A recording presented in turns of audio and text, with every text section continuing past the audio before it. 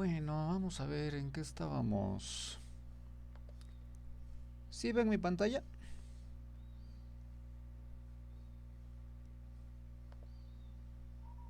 Sí, profe, sí se ve. Sí, ok. Muy bien. Entonces ya no tienen problemas con Docker, ya todo eso lo superaron.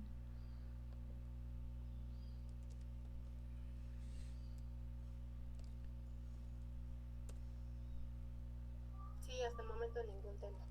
Ok. Sí, tampoco tiene.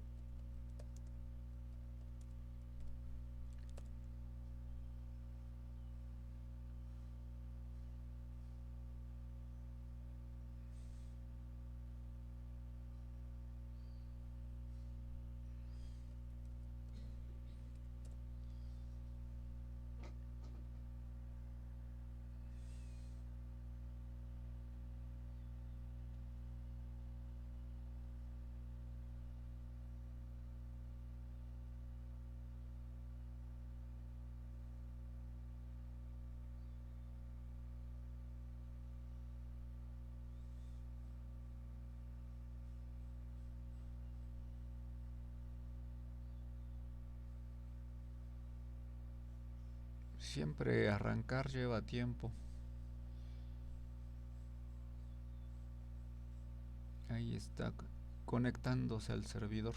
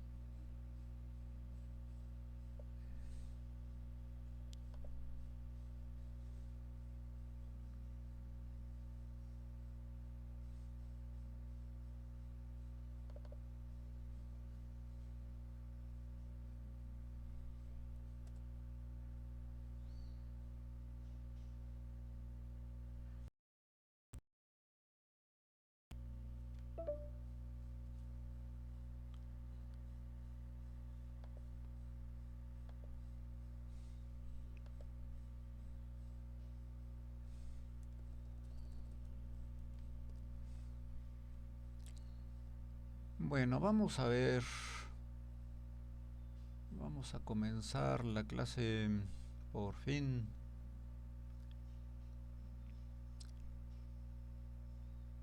Bueno, en la última clase, en la clase del lunes, en la clase de lunes estábamos tratando de averiguar cuántos tipos de fruta nos compraba cada cliente. ¿Se acuerdan de esa consulta? Y bueno, aquí está la consulta. Para eso les decía yo que teníamos que indicar el identificador de cliente y en base al identificador de cliente había que internamente es, la tabla se divide en subtablas, una subtabla por cada identificador de cliente y a partir de ahí hace un conteo de los identificadores de las frutas. Entonces, ¿cómo se consigue particionar la tabla en subtablas? Para eso hay que tener en consideración los siguientes aspectos.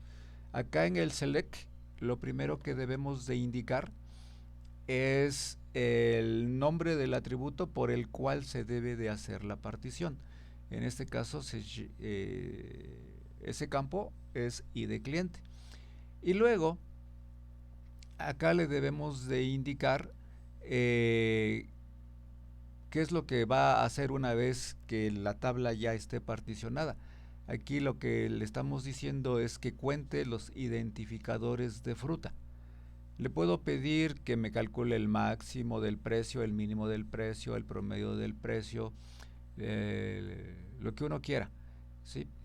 Lo segundo que tengo que hacer es indicar la tabla de procedencia.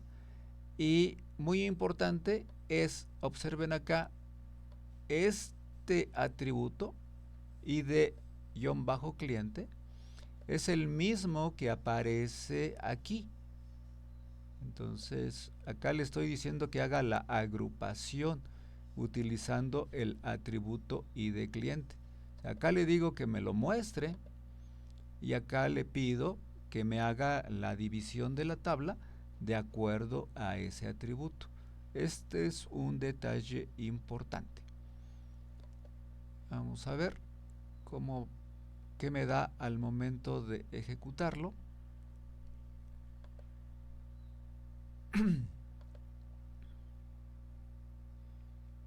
Bueno, pues acá está el resultado que veíamos en la clase pasada.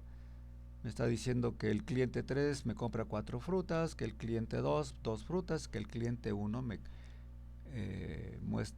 compra 2 frutas. ¿Sí? Ahora, ¿qué pasa si le quito el ID cliente? Bueno, vamos a ver qué pasa si le quitamos el ID cliente aquí, en el select, y ejecutamos la consulta.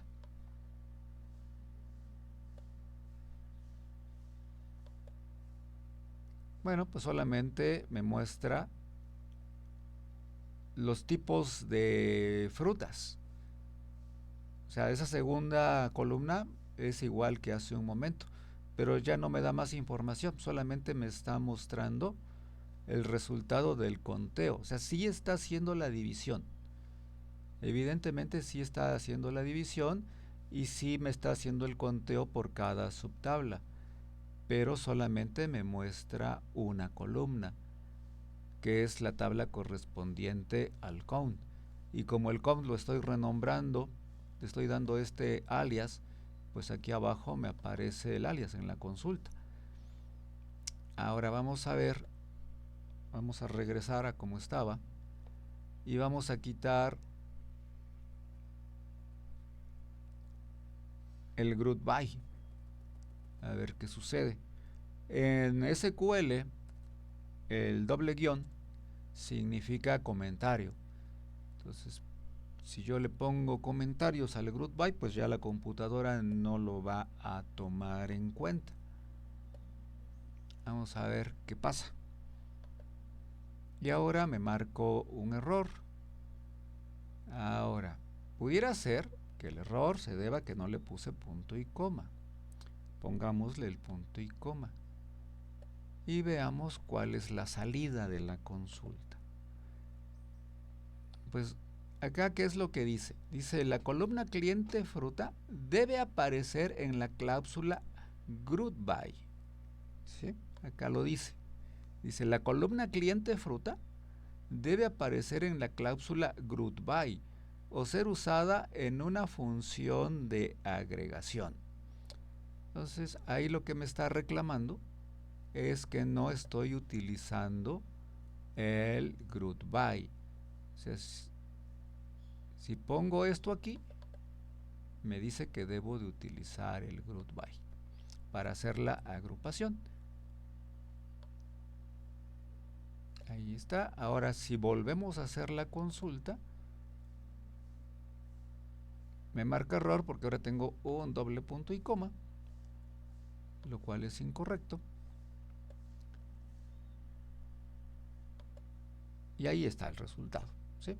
Esa sería una explicación de cómo funciona esta consulta de aquí. Bien. La otra cosa que quiero mostrarles, esto también ya lo vimos, y es que yo les decía que dentro del from puedo poner el resultado de una consulta y manejarlo como una tabla. ¿Sí? Entonces, aquí noten que esta consulta es la misma que tengo arriba, pero ahora la estoy poniendo en un from y el resultado de esta consulta le estamos dando el nombre de T. Entonces ahora es como si yo tuviera la tabla T y la tabla cliente. Aquí les platicaba yo que esto es un producto cartesiano entre la tabla T y la tabla cliente, y que la condición para seleccionar los renglones útiles es esta que está aquí. Estamos igualando el ID de cliente de la tabla T con el ID de cliente de la tabla cliente. Y como resultado estamos proyectando el nombre y los tipos de fruta.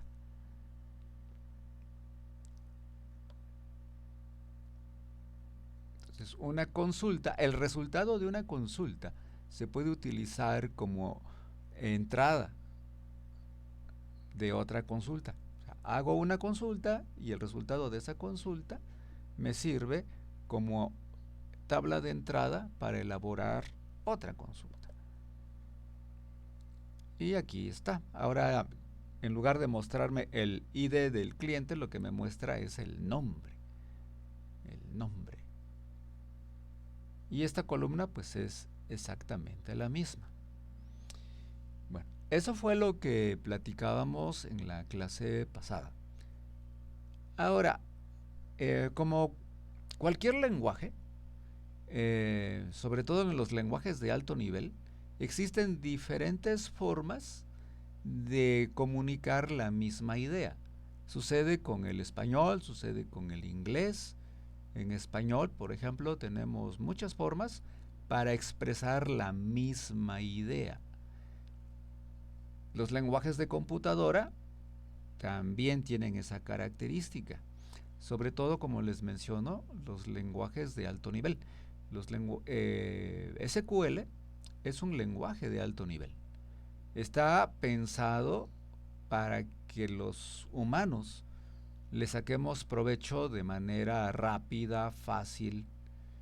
Como dicen por ahí, SQL es fácil de aprender, es fácil de recordar, es fácil de utilizar. Cualquier lenguaje de alto nivel tiene esas características. Fácil de aprender, fácil de utilizar y fácil de recordar. ¿De acuerdo? Entonces, ¿cuál es esa otra manera de escribir esta misma consulta? Es esta que está aquí. No cambia absolutamente nada. La semántica de esta consulta que les estoy presentando aquí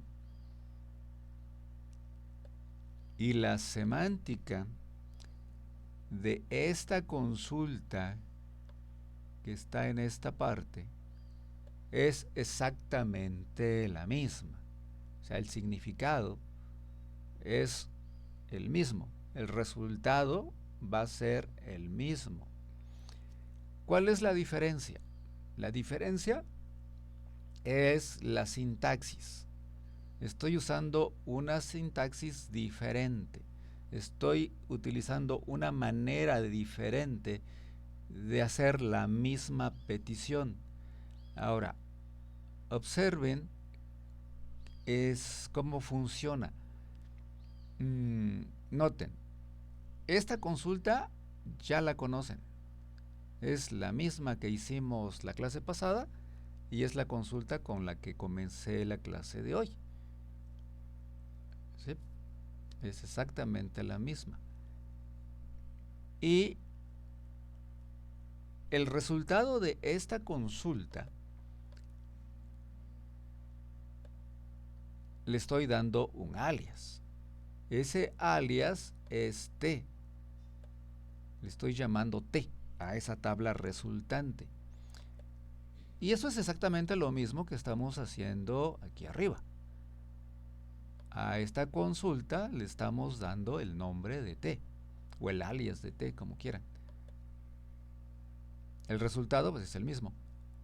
Y luego estamos aquí abajo. Noten que aquí no hay punto y coma, algo importante. Aquí no hay punto y coma. ¿Qué significa que no haya punto y coma?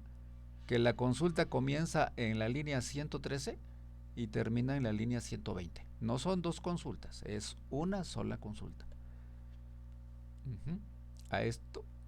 Y luego, después de que generamos la tabla temporal, llegamos a la línea 118 y en la línea 118 proyectamos el nombre y los tipos de fruta a partir de la tabla temporal T y de la tabla cliente.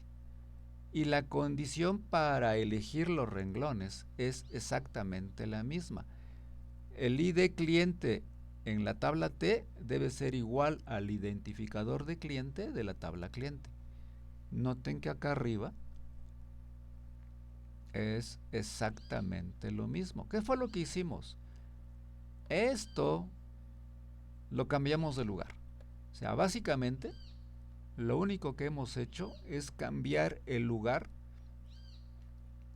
donde estábamos especificando esta consulta. Aquí la estoy haciendo directamente después del from. Y aquí abajo, primero hago la subconsulta y ya que está hecha, entonces la utilizo en esta consulta. Esta es la consulta principal. Esta es la que realmente me interesa a mí. Y esta consulta que está aquí es una consulta intermedia. Y es exactamente lo mismo que se puede afirmar respecto de esta consulta. La consulta real, la que a mí me interesa, es la que comienza en la 103. Para poder ejecutar esa consulta que comienza en la 103, debo hacer un cálculo intermedio. Entonces, esta tabla T es una tabla intermedia. En ambos casos, es una tabla intermedia. Cambia el orden. En qué momento se genera. Pero en ambos casos, la tabla T tiene un ciclo de vida muy corto. La tabla T no se almacena en disco. Solamente existe internamente mientras se genera el resultado de la consulta. En cuanto aparece el resultado, en cuanto se genera el resultado de la consulta, que comienza en la 103, la tabla T desaparece. No queda ni rastro. Hay formas para guardarla, pero por default no se guarda. ¿Eso es bueno? ¿Es malo? Pues no es ni bueno ni malo. Es una característica de SQL. SQL me permite generar tablas intermedias. ¿Qué sería el punto en contra? El punto en contra es que cada que yo requiera ejecutar esta consulta, se tiene que generar la tabla temporal T. En este ejemplo, el tiempo no es significativo porque la cantidad de datos que tiene la tabla T son poquitos. O sea, esta tabla cliente fruta, ¿cuántos registros tiene? Pues tiene como 8.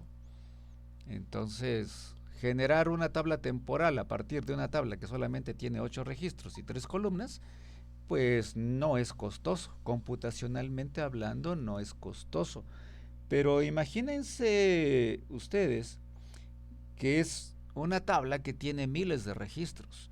Piensen, por ejemplo, en las bases de datos que maneja el gobierno o en las bases de datos que manejan los bancos. Un banco tiene millones de clientes. O piensen ustedes en los millones de clientes que tiene Telcel. Tiene millones de clientes. Entonces, hacer consultas con tablas temporales es costoso en tiempo. Ahí quizás sería mejor que esas tablas temporales se almacenaran en disco. Pero noten que utilicé la palabra tal vez. ¿Por qué? Porque, ok, la almaceno en disco. Si esa tabla temporal está en disco, cuando nuevamente me haga falta, solamente tengo que leer del disco esa tabla temporal y utilizarla. Pero entonces hay otro costo. Hay otro costo escondido, dicen por ahí. ¿Y cuál es ese costo escondido? Que ocupa espacio en disco. ¿Sí? Y de todos modos hay que pagar, ¿no? O pago tiempo de CPU generando la tabla temporal o pago almacenamiento en disco. Por ahí hay empresas que te dicen, yo te rento un servidor de base de datos, pero te voy a cobrar por el tiempo de uso. Entonces, cada que nosotros hacemos una consulta, se incrementa el contador de tiempo. Y al final del día, al final de la semana o al final del mes, nos llega la factura. Y es una factura variable de acuerdo a la cantidad de tiempo que hemos estado usando el servidor. Y hoy también se puede facturar por la cantidad de disco que se está utilizando. No hay una solución perfecta, siempre uno tiene que librar compromisos. Pero bueno, aquí SQL, independientemente de los costos asociados, SQL me deja hacer estas consultas y me deja escribir una consulta de diferentes formas. ¿Alguna pregunta?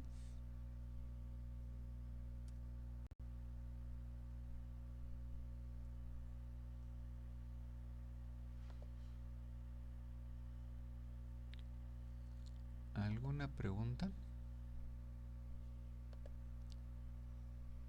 Bueno.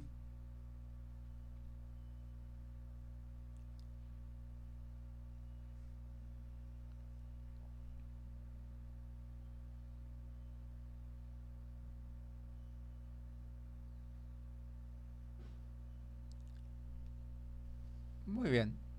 Ahora,